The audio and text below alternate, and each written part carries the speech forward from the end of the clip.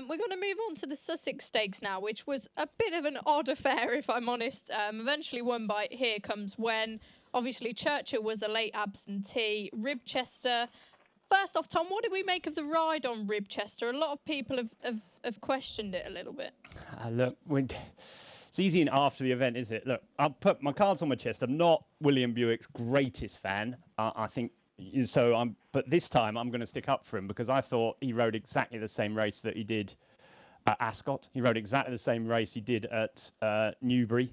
It was just horrendous conditions, wasn't it? Things just, you can't judge form in races when they've had 50 millimetres of rain. You were there, Maddie. You could tell us all how bad it was. But for me, it's just irrelevant. The ride or whatever. It's just a non-event race. I mean, good luck to the Baldings who got incredibly lucky on the day. But you run the race 100 times in normal conditions. There's no way Here Comes When wins it. And it's just the way. That's just what happens. I mean, it's just so unfortunate because the King George. Last weekend or 2 weekends ago was running a monsoon and the Sussex Stakes. There are two big flagship Group 1 all-age sort of races, and we've had, luckily, Enable was in there to win the King George. But if it's just a real shame for the race because I don't know. That's not what we. Good luck to Here Comes When, but he's a 7-year-old gelding, and we don't want those winning our top races really. But there we go. That's what happened. That's you take what.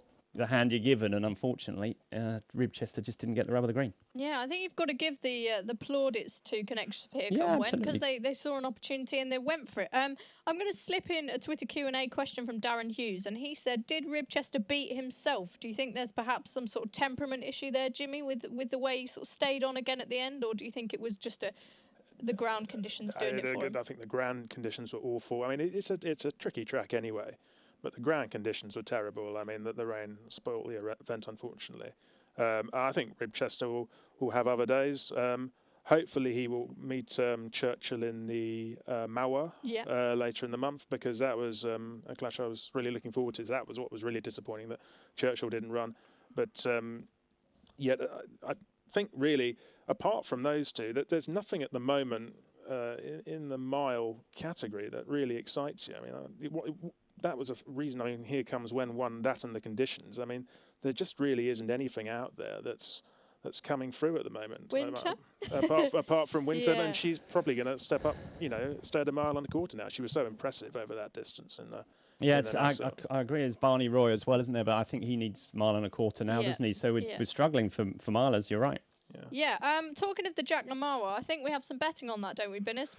We do, Maddie. Unfortunately, I've just received an email from a journalist saying that Le Bravido isn't running because the horse has suffered a setback. So as we had that one, that's a shame. Yeah. So as we had that one in as favourite, I'm hoping that I might be able to get some revised betting by the end of the show. Okay.